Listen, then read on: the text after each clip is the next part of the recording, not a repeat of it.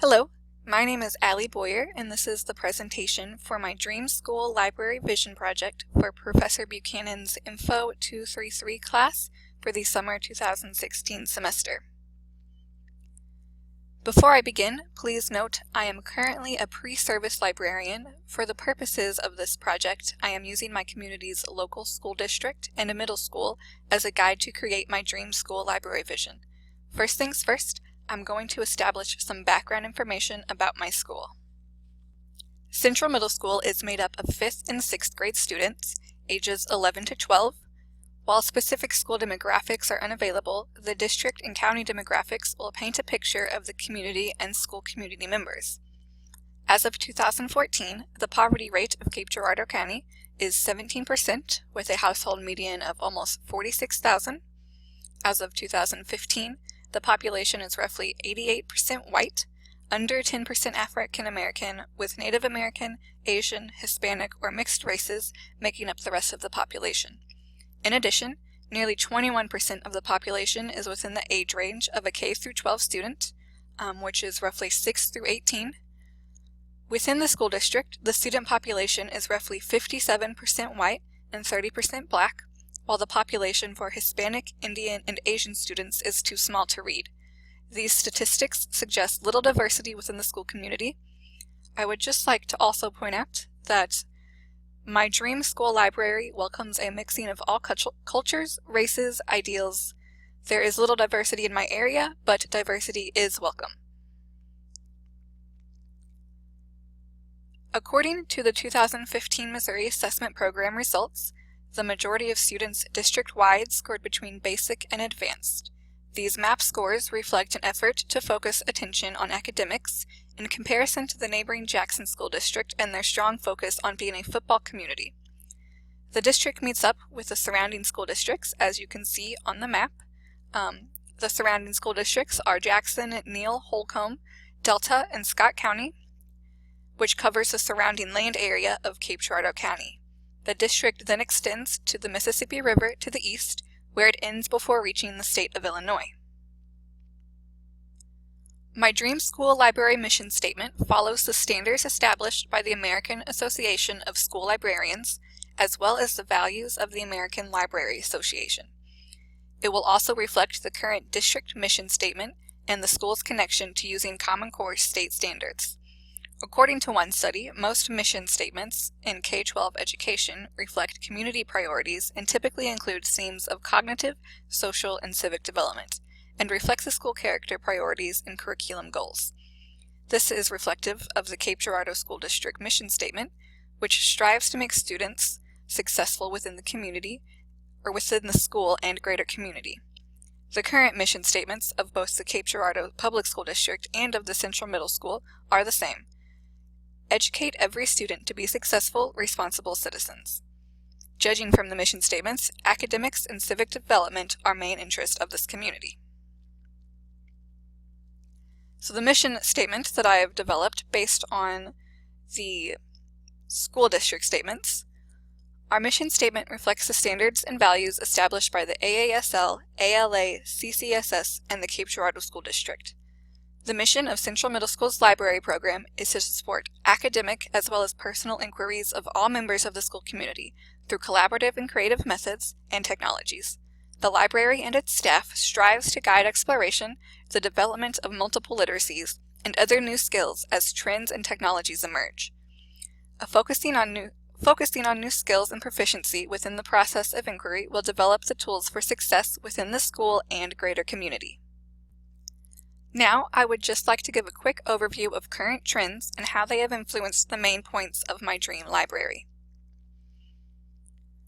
I will discuss current trends in physical space, collaboration, participation with aspects such as makerspaces, and technology. This is a diagram of the Nordic 4-space model, which has influenced how I see and will plan the physical space of my dream school library. Following the Nordic 4-space model, this library will have 4 overlapping spaces: learning, meeting, performance, and inspiration. As a physical space, my dream library will be centrally located in the school so that it can be easily accessed from multiple entrances. I believe that the computer labs are handy in the school library, but they should be part of the library instead of a separate space. Student work would make up the aesthetics of the library. The library will have an open space for meetings and instruction, in addition to semi-private nook spaces for independent learning, small groups, or reading. In one article, the suggestion of raiding your closet and your friend's closet comes to come up with materials for book displays or shopping at local thrift stores for cheap, unique materials. Upon entering, patrons will hear active discussions, excitement about learning, and background music as the situation calls for.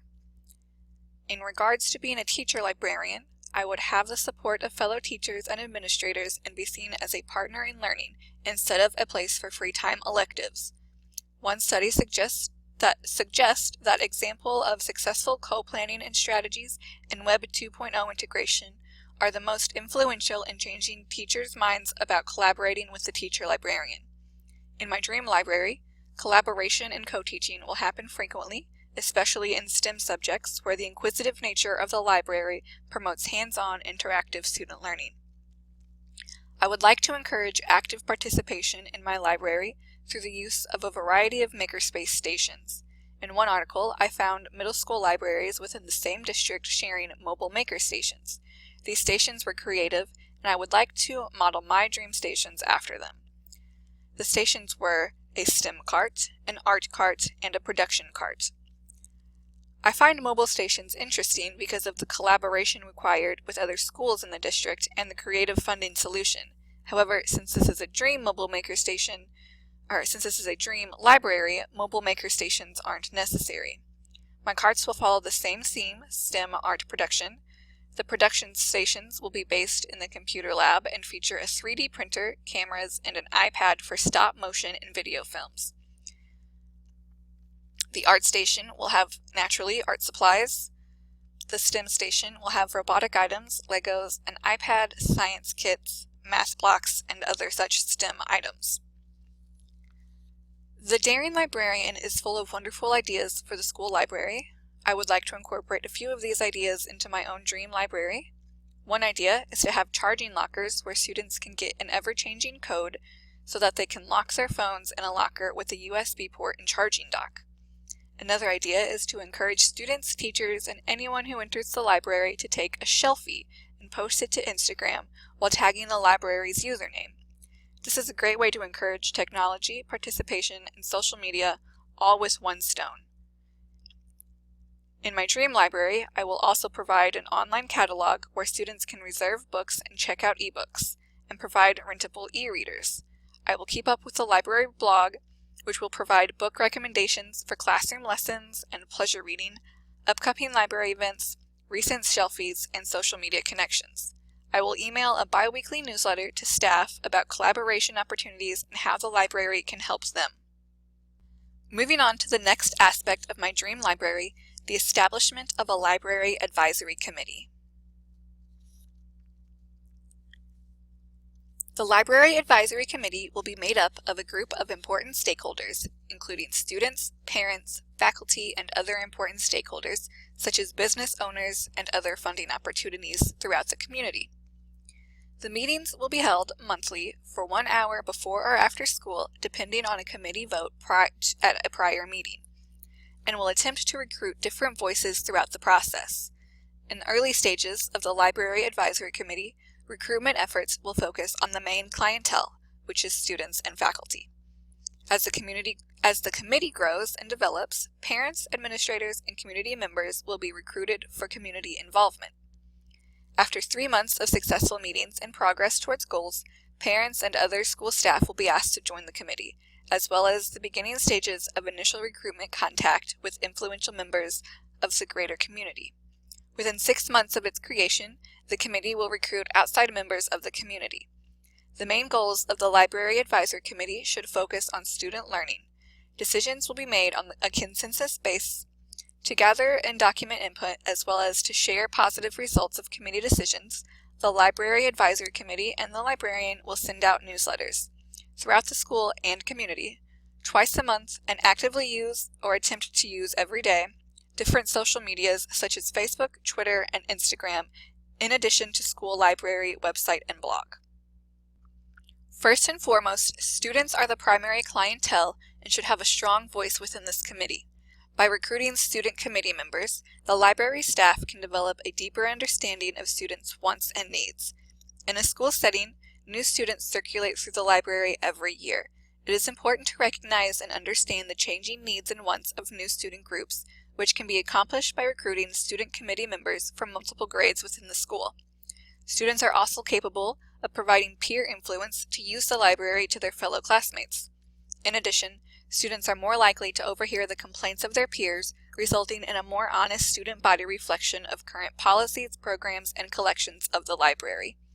Students who are already supportive of the library will willingly volunteer to be on the Library Advisory Committee. While their voices are important, it is also important to include shy voices or voices of students who are not currently involved with the library. To generate a variety of voices, the librarian and supporting library staff can hold random selection lunch hours or before hours breakfast, in which random students from multiple grades can have pizza or donuts in the library and discuss their wants, needs, or concerns. An anonymous suggestion box can help in the beginning stages of recruitment, especially with the quieter students, and can help to provide feedback on policies, collections, etc. The next group to be targeted for recruitment should be teachers. Like students, teachers are a library's main clientele. It is important to note that, even though the committee should be made up of more than students, the main goal should always target student learning. By involving teachers in the Library Advisory Committee, the librarian is not only given a voice to important stakeholders, but it is also opening the lines of communication for potential collaboration opportunities, which will once again benefit the students. Both supportive and reserved teachers should be asked to join the committee so that all wants, needs, and concerns and frustrations can be heard and managed. To reach out to teachers, librarians can send out newsletters or hang posters advertising recruitment, or place a personal ad in the school's paper or staff email inbox. Librarians should actively seek out teachers who infrequently visit the library and use creative ways to get them on board. Another option would be to ask administrators for help by appointing one teacher per grade level to be on the committee. Lastly, parents, business owners, and administrators and other immediate staff, such as guidance counselors, cooks, maintenance staff, parents should have a voice in their child's education, and the Library Advisory Committee is a way to give them that voice. To reach the parents, librarians can use social media or the library web page and pose questions of interest, such as, how can we help your child succeed? Or, what would you like to see for your child? Would you be interested in joining this committee? These parent-directed messages should be shared on Facebook and Twitter, as well as the school library website once a week. You could make every Wednesday a Parent Connection Day. In addition, PTA meetings could be a useful selection pool of parents who already want to be involved in their child's education. Administrators and other staff are important stakeholders because they use, can influence, and are influenced by the library and other aspects in the school. Administrators, like the principal, should be aware of and should approve of any community involvement before it happens. Business owners and other influential individuals should have a voice in the Library Advisory Committee for a few reasons. On one hand, their input reflects the community involvement and shows that the community cares about the school library. In addition, these voices could open communication for funding opportunities. To recruit this group, the librarian can once again use social media in addition to meet and greet nights or back-to-school nights in the library, as well as attending and socializing at various school events. Now for the dreaded budget. Since this is a dream library, my budget is limitless. However, to make this a practical exercise, I have included a budget for everyday items in addition to big-ticket, but still realistic, dream items. When planning a budget, it is important to take into consideration input from all patrons of the library, not just the Library Advisory Committee. While the LAC can be helpful in the discussion, breakdown, and evaluation of the budget plan, librarians need to listen to the greater school community as well. When presenting a budget request, the librarian should approach stakeholders with data. This data should prove how the items needing funds will improve student learning especially within a school district that values academics and civic development. The library mission statement and objectives should be considered when planning a budget, as well as the school and district missions and objectives. The items marked as high priority are needed for day-to-day operations of the library. The library would be unable to operate without staff, shelves, basic furniture, office supplies, etc. Other items, such as the computer lab, are expected and as such needed for students' and teachers' academic needs. In addition, the remaining high priority items tie into the curriculum and state standards or expectations. Items marked as medium priority are not needed for day-to-day operations, but still play an important role in the development of students' literacies and skills, both for academic and personal inquiries.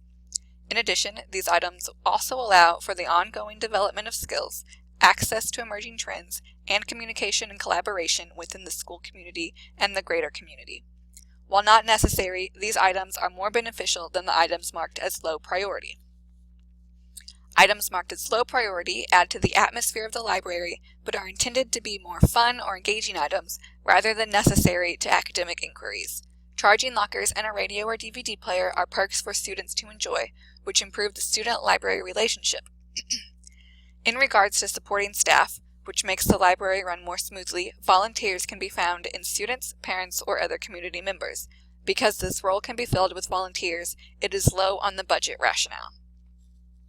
For the most part, school libraries rely primarily on their parent institution for financial support. As such, the majority of this budget will be supported by Central Middle School.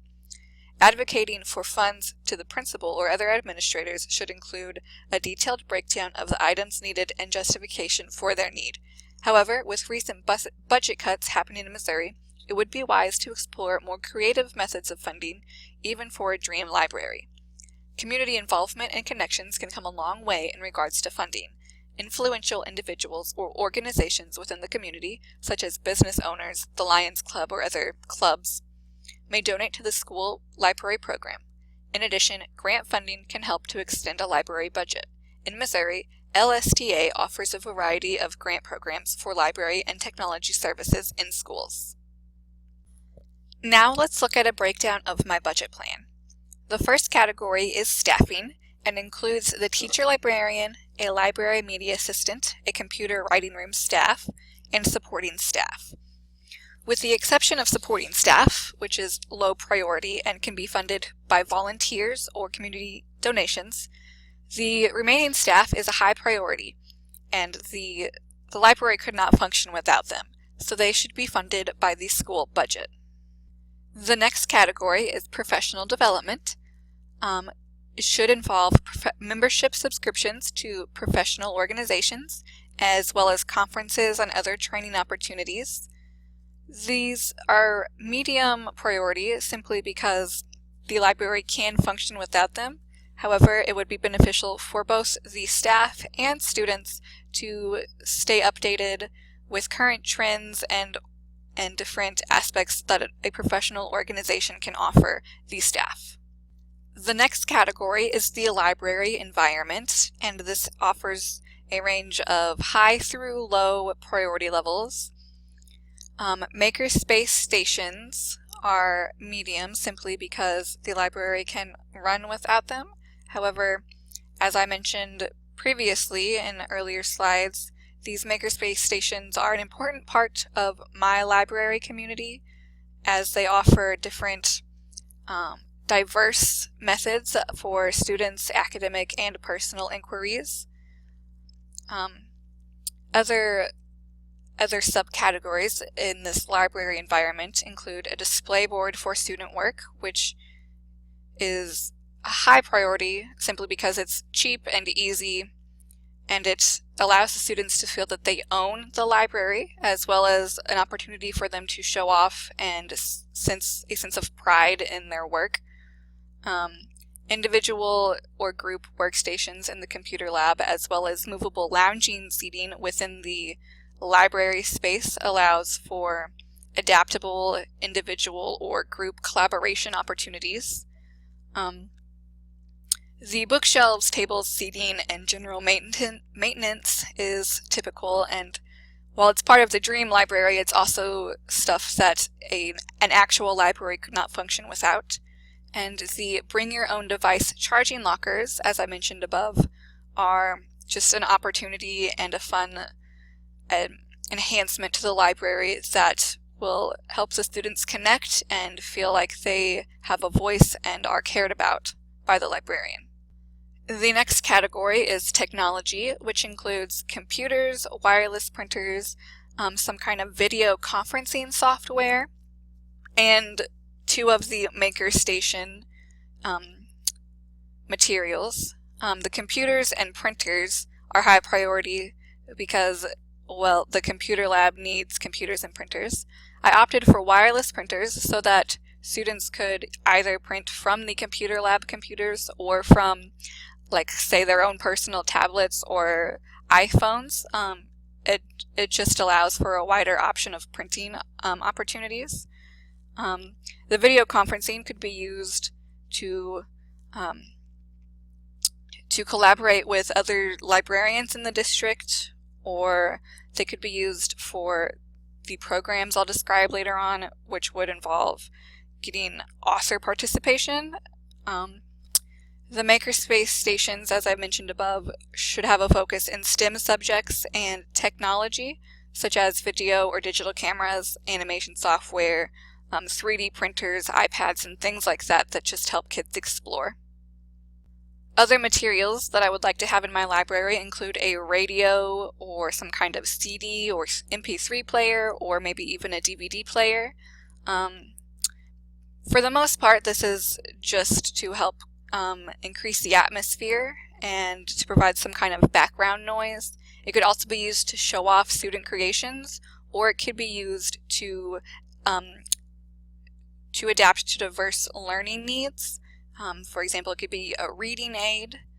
It's low priority because the main function is just entertainment, but I think you could find something cheap enough that it could be just bought with the school budget. Also, for the makerspace station, for the art station, I would need materials such as art supplies, fabrics, and sewing machines. These can be bought with grant awards. And as I mentioned above, a lot of these materials could be found at local thrift stores or even by raiding your closet. The next category in the budget plan is programs. I would like to offer a Meet the Author program, which could use the video conferencing or it could use the physical meeting space, and it provides students communications and connections with a professional in the field. This could be most likely funded through community donations or grant awards. I would also like to connect library programs to the Missouri Reading Programs, which could include the Missouri Reading Initiative, Gateway Readers Awards, or the Reading Counts program. Not only does this encourage reading, it also challenges students to develop new reading skills or advance the skills they already have, and it incorporates the Missouri reading expectations and curriculum into pleasure reading and the library standards. I feel like this is a high priority and should be included in the school budget. Next, we have our books and resources. I think that naturally nonfiction, fiction, things like that should be a high priority, and those are books you expect to find in the library, so they should be part of the school budget. I also think that student requested materials are a high priority. Not only are you giving the students their voice, but you're actually showing that you're listening to them and you're accommodating to them.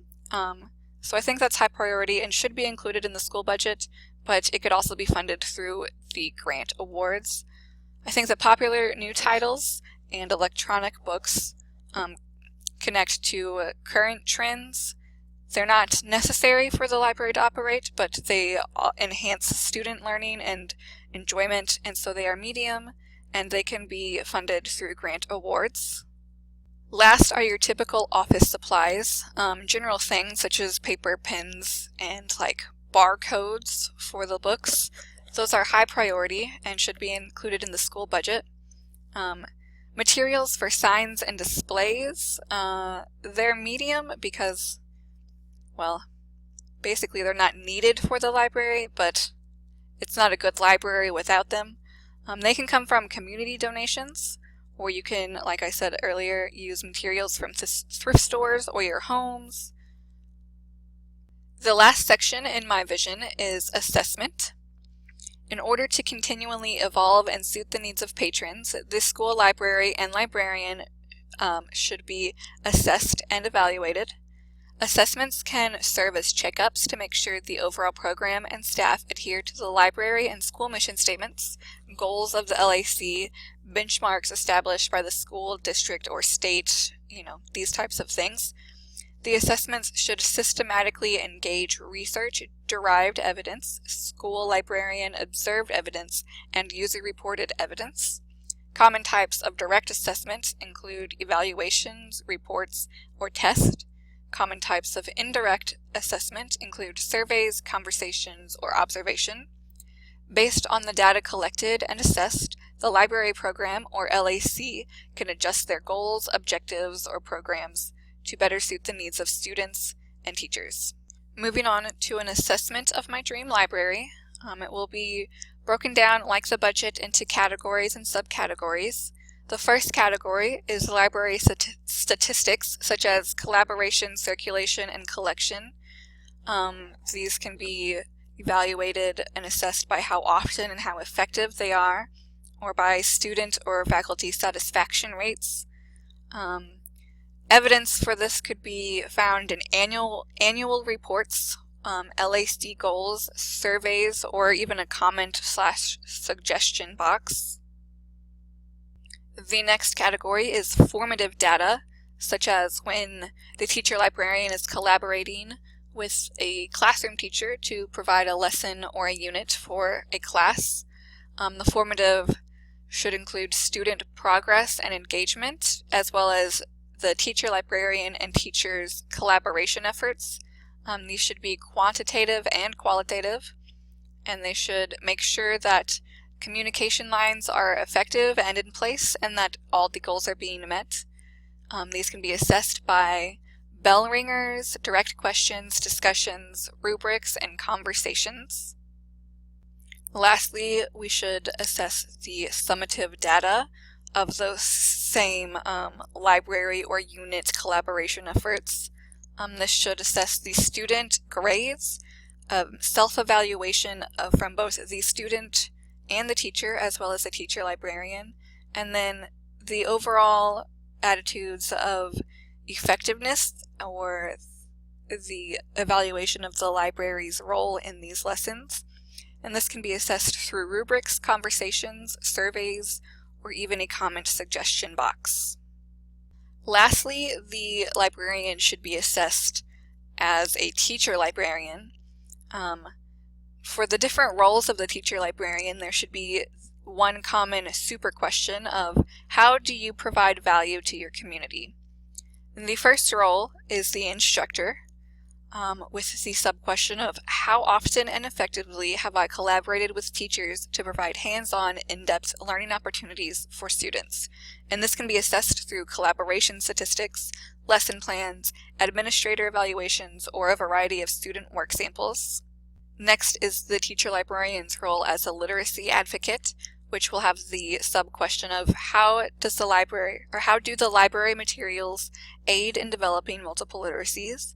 And this can be assessed through book club and writer workshop sign-ins, book displays or list or recommendations, makerspace usage data, or collaborative efforts with the public library or other district libraries. Next is the TL's role as a professional developer. It should be followed up with the question of how do I provide access to effective professional development opportunities?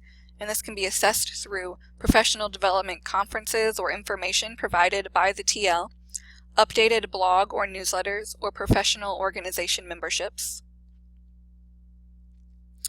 Next is the TL's role as the collection manager, and this should have the sub-question of how effectively does the collection suit the diverse academic, as established by Missouri state standards, and professional needs of the school community. And this can be assessed by circulation statistics, a variety of resources and materials that the library has available, technology use data such as online databases, website visits, or other technologies, and also book and other resource wish lists. Next is the teacher librarian's role as the instructional designer, which should have the sub-question of how effectively do the collected instructional resources suit the academic and personal needs of the school community, and this can be assessed through resource collections or the website or blog offered by the teacher librarian. Lastly, the teacher librarian should be assessed as a program manager, with the sub-question of how effectively do the budgeted resources, materials, programs, etc. create an overall library program that supports the academic and personal learning needs of the school community, which can be assessed by usage statistics, budget info or order history, and also annual program reports. And this concludes my Dream School Library Vision. Thank you for listening.